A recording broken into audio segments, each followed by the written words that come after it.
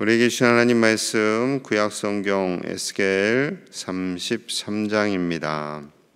오늘도 주님과 동행하시는 복된 날 되시기를 축복합니다.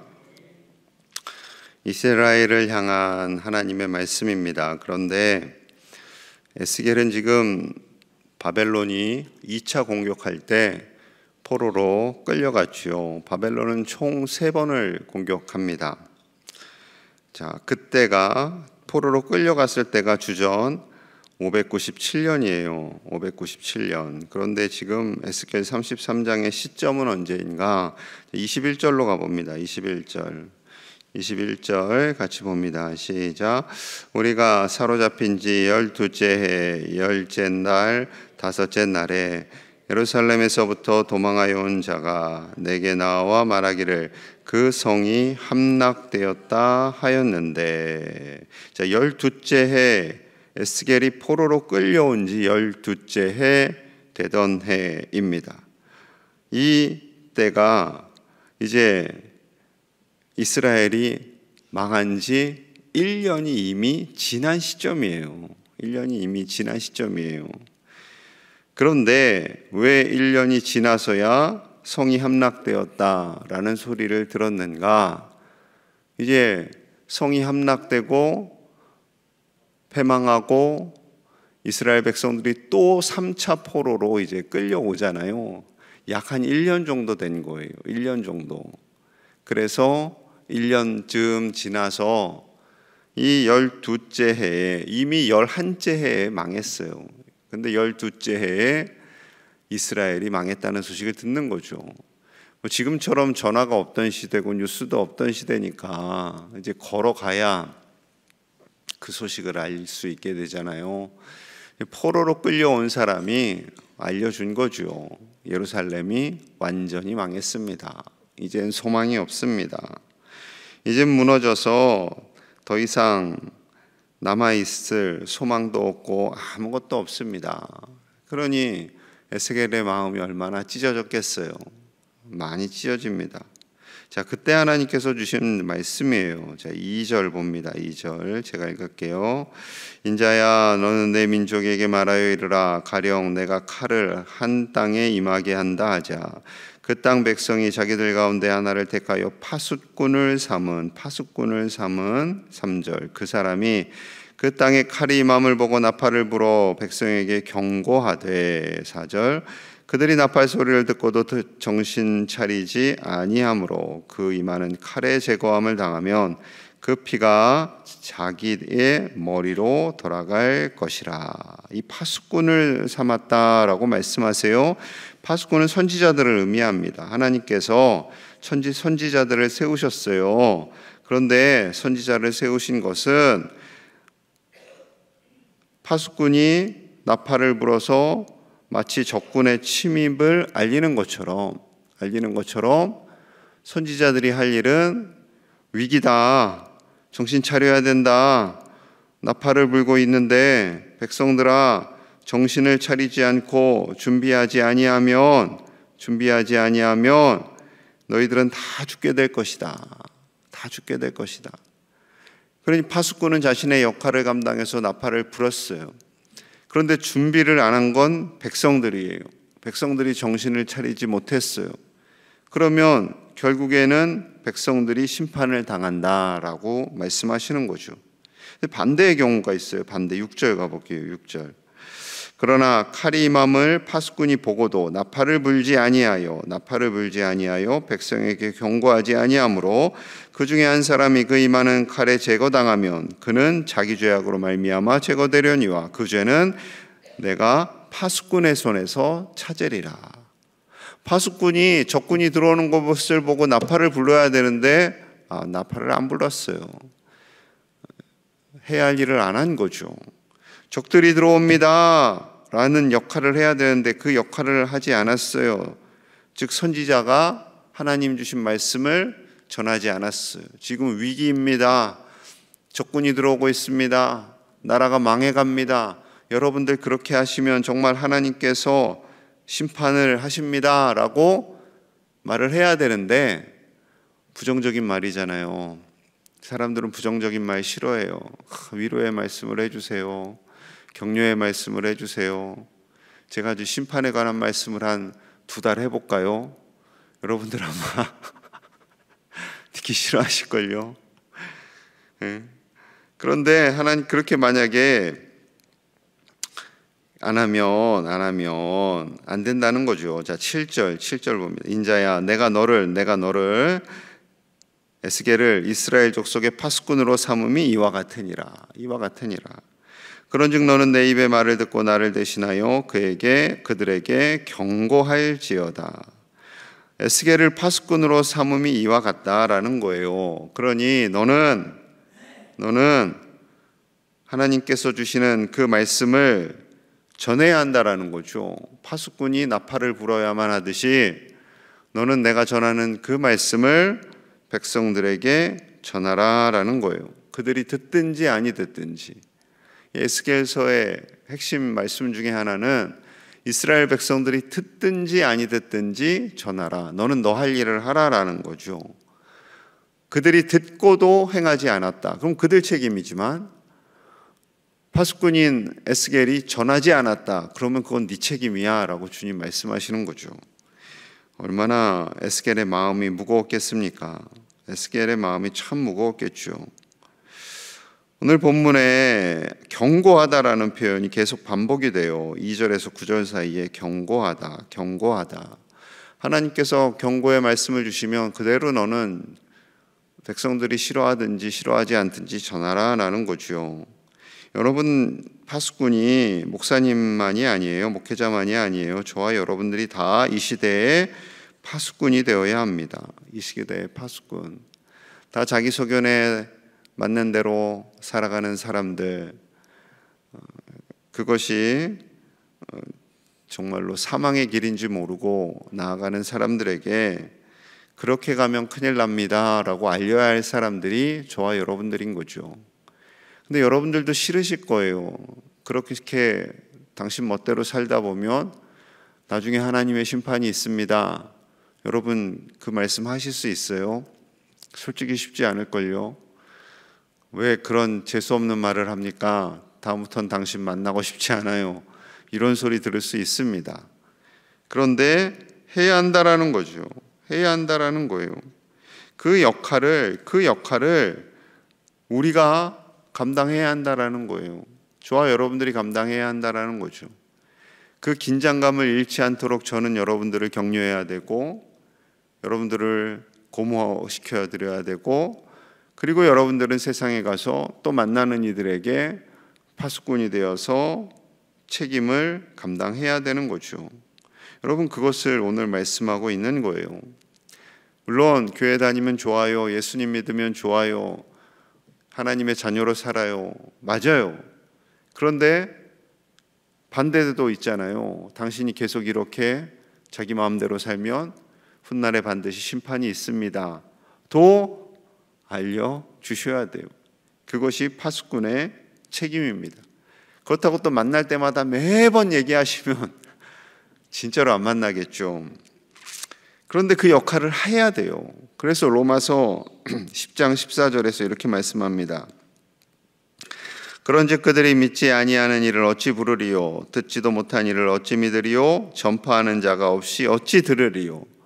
세상 사람들이 자기들 소견대로 살아가잖아요. 그런데 전하지 않는 사람이 없으면 들을 수가 없다라는 거죠. 들을 수가 없어요. 선교사님들이 이 땅에 오지 않았으면 조선 사람들은 그냥 하나님 모른 채 살아갈 수 없습니다. 살아갈 수밖에 없습니다. 그렇겠죠. 선교사가 가야 하나님에 대해서 몰랐던 이들이 하나님을 알게 되는 거죠. 우리나라에도 교회에 대해서 대충 아는 사람들이 많아요. 그냥 교회, 십자가 교회네. 요즘 뉴스에 교회 다니는 사람들 안 좋게 많이 나오던데 교회 다니는 사람들은 이상한 사람들이네로 그렇게 오해를 많이 하거든요. 그 오해를 바꿔줘야 할 책임이 저와 여러분들에게 있는 거죠. 자, 로마서 10장 15절입니다. 보내심을 받지 아니하면 어찌 전파하리요? 기록된 바 아름답도다 좋은 소식을 전하는 자들의 발이여 함과 같으니라. 보내지 보내심을 받지 않으면, 가지 않으면 전파될 수가 없다라는 거죠. 그래서 하나님께서는 그 발을, 좋은 소식을 전하는 자의 그 걸음, 그 나아가는 발걸음, 그 발걸음이 아름답다라는 거예요. 솔직히 그 만남을 향해서 나아가는 발걸음에서 시작이 되는 거거든요. 그 발걸음을 통해서 누군가를 만나고 그 입술을 열어서 복음을 전하는 그 일을 하나님께서 너무나도 아름답다. 그 만나러 나아가는 발걸음, 그 첫 발을 떼는 것이 아름답다라고 말씀하고 있습니다. 사랑하는 여러분, 우리 교회는, 저와 여러분들은 주님 오실 그날까지 파수꾼이 되어야 할 줄로 믿습니다. 주님의 말씀을 전하고 주님의 경고를 알리고 주님께서 주시는 그 은혜와 사랑이 얼마나 큰지를 알리는 그 역할, 그 사명이 저와 여러분들에게 있습니다. 그 사명을 끝까지 감당하시는 저와 여러분들 되시기를 간절히 축복합니다.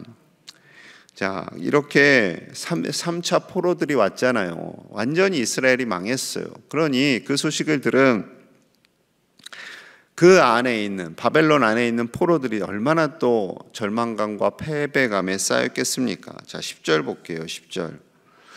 그런즉 인자야, 너는 이스라엘 족속에게 이르기를, 이 포로들입니다. 포로들. 너희가 말하여 이르되 우리의 허물과 죄가 이미 우리에게 있어 우리로 그 가운데에서 쇠퇴하게 하니 어찌 능히 살리요 하거니와. 어찌 능히 살리요. 우리는 이제 다 끝났어. 우리나라는 완전히 망했어. 우리는 이제 다 끝났어. 다 소망이 없어. 그냥 바벨론에서 살다가 죽게 될 거야. 이런 생각으로 가득 찼다라는 거죠. 가득 찼어요. 게다가 하나님께서 막 무섭게 선포하시잖아요. 그러니 더 그들의 마음이 두려웠겠죠. 두려움에 쌓였어요. 자, 이를 아시는 하나님께서 말씀하세요. 13절 가봅니다. 13절. 가령 내가 의인에게 말하기를 너는 살리라 하였다 하자, 의인에게 너는 살게 될 거야 라고 하나님께서 말씀하셨다라는 거예요. 그가 그 공의를 스스로 믿고 죄악을 행하면, 아, 나 이제 살아, 하나님이 산다고 해서 죄악을 행하면 그 모든 의로운 행위가 하나도 기억되지 아니하리니 그가 지은 죄악으로 말미암아 곧 그 안에서 죽으리라. 하나님께서 의인을 보면서 칭찬하셨어요. 아, 너 참 믿음대로 잘 살고 있구나. 너는 나중에 천국에 가게 될 거야. 했더니 이 사람이 교만해졌어요. 그리고 하나님의 말씀을 듣지 않아요. 자기 마음대로 살아요. 죄악의 길로 가요. 그러면 어떻게 된다? 그는 결국 심판을 받게 된다.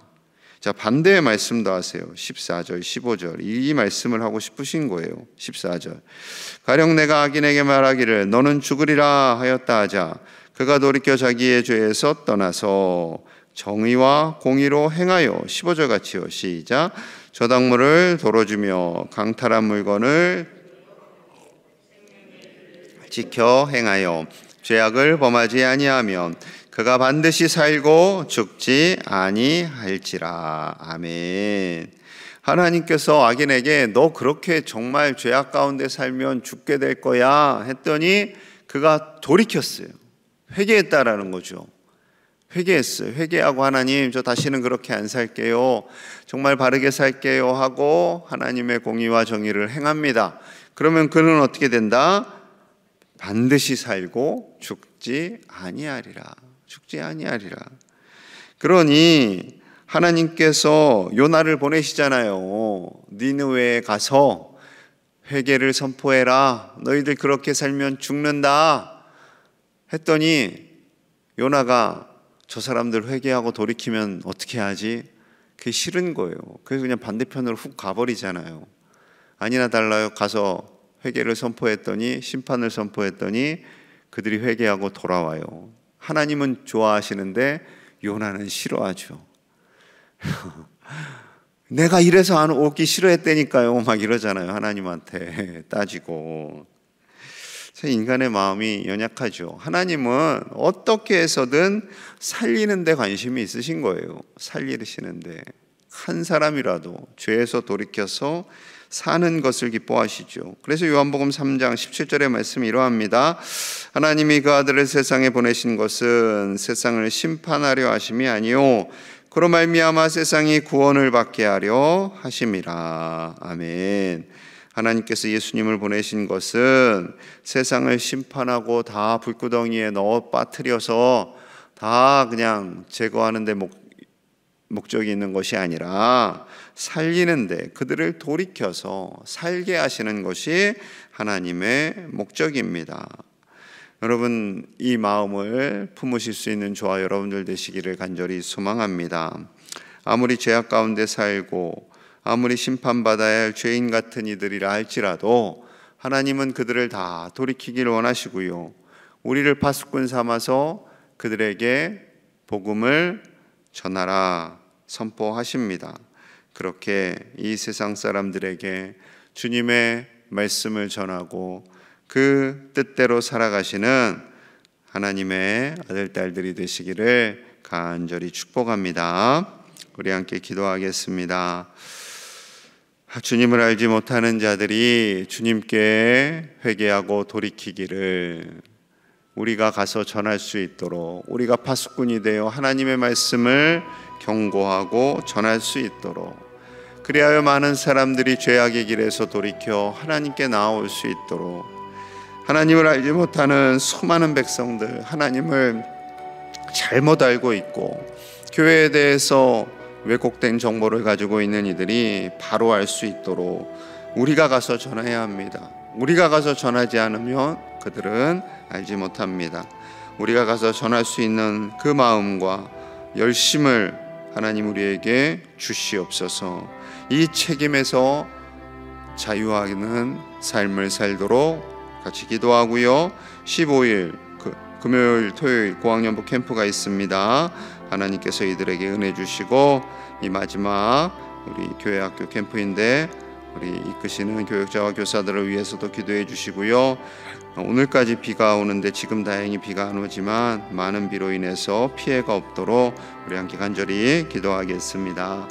하나님, 한국교회가 깨어있기를 원합니다. 아직 주님을 알지 못하는 많은 이들이 있습니다. 아직 주님에 대해서 바로 알지 못하고 하나님을 알지 못하고 교회를 제대로 알지 못하는 많은 이들이 있습니다. 저들에게 하나님을, 우리 예수님을, 교회를 바로 전할 수 있는 이 시대의 파수꾼이 되는 우리 교회와 우리 교우들이 되게 하여 주시옵소서.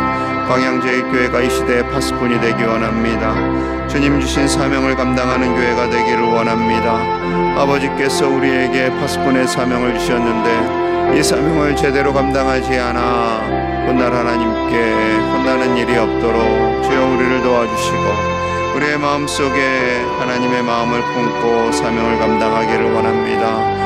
아버지여, 이 시대에 주님을 알지 못하는 일이 너무나 많습니다. 자기 생각대로 자기 소견대로 살아가는 사람들이 너무나 많습니다. 아버지여, 저들을 불쌍히 여겨주시고 주님께 돌아오는 역사가 있게 하여 주시옵소서.